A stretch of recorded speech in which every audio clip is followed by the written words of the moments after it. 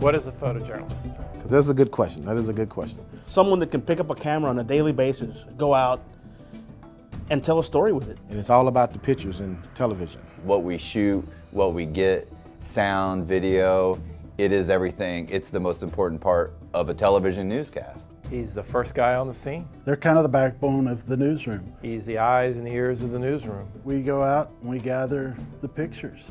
That's what makes TV what it is those moving pictures. And we're the conduit that takes it, you know, through all the electronic stuff to someone's TV at home. Whether it's a good story, whether it's a bad story, whether it's a sad story. At the end of the day, you operate a camera and you bring a story to the people. We are storytellers. That is, what we do. I'm a photojournalist, and I enjoy being a photojournalist.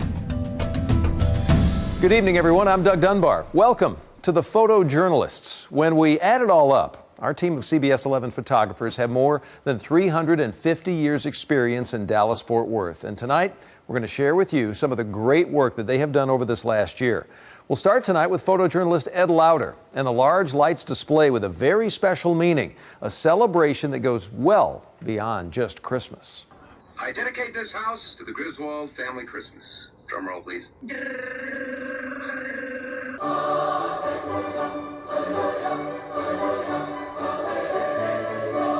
35,000 Christmas lights brighten December nights on West Ridge Drive in Plano. It's awesome. And for kids, the music is irresistible. My body just gets going with the music a lot. I really like how it's like going with the lights. Even adults Beautiful lights. and pets are drawn in. But there is a story behind this over-the-top display. Back in March 1992, doctors predicted a man named Jim Beckham had 9 months to live. He survived to see that Christmas, and the next, and the next. Each year was a celebration that I lived another year. Over 22 years, his celebration has grown. Each year it's just gotten bigger and bigger. 5 years ago, Beckham started synchronizing his lights to music. 2 years ago, he expanded into his neighbors' yards. And it always warms my heart. And people say, you made my day, you made my year. And that makes it all worth it. And now, every year, he shares his joy with everyone he can.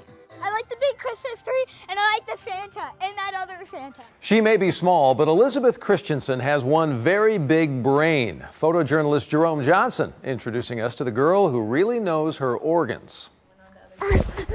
Little Elizabeth Christensen really wants to fly. How old are you? 2. Considering what she can already do, This is a heart. who doubts that she someday will? This is allergic to that, and more allergic to that. This YouTube video of the 2-year-old shows her ability to not only identify, What is that? It's your stomach. but also explain each organ in the human body. Can you show me where your kidneys are? Right there. Yep. What do your kidneys do? Cakes make you pee in the body. Did you set out to create an overachieving kid? No. Well, all we wanted to do was keep her occupied. Elizabeth's parents credit a nearby library in Plano, where they've been taking their 2 children since they were able to walk. What's inside of his head? Your brain. Those kits were new at the library.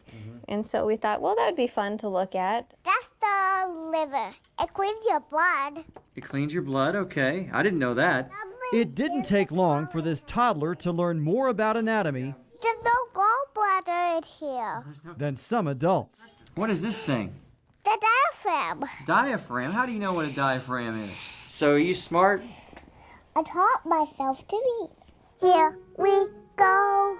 She's now learning how to play piano. Not bad for a kid Does that go in the middle of the lungs? Yeah. who's just starting to spread her wings. Next up, photojournalist Russell Showen takes us to a world championship competition that was born in the Old West. I'm an adrenaline junkie. Very exciting stuff. This is the World Championship event for the Mounted Shooters of America. We bring the best of the best that have qualified throughout the year here for a big shootout. So I looked at it, I said, oh, I can do that. That don't look hard at all. It's a very humbling sport, that's for sure. This is definitely female dominated just as much as males in it. You can start small and easy, and then if you really grow with it, it gets more and more difficult, but it has phases. So you can come in at a very novice riding level, and then by the time you move up the levels, you become a much better rider. I have personally become such a better horseman because of this sport. But we have competitors here from Canada, Arizona, the East Coast, all over, and they sort of come down for this big World Championship event. I didn't think I wanted to do it. I tried it 5 years ago, and I've never quit smiling since I started doing it. Photog is out in the cold, tornadoes, he's out in the rain, floods, out in the heat, wildfires. When the reporters are telling everybody to stay off the streets, we're on the streets.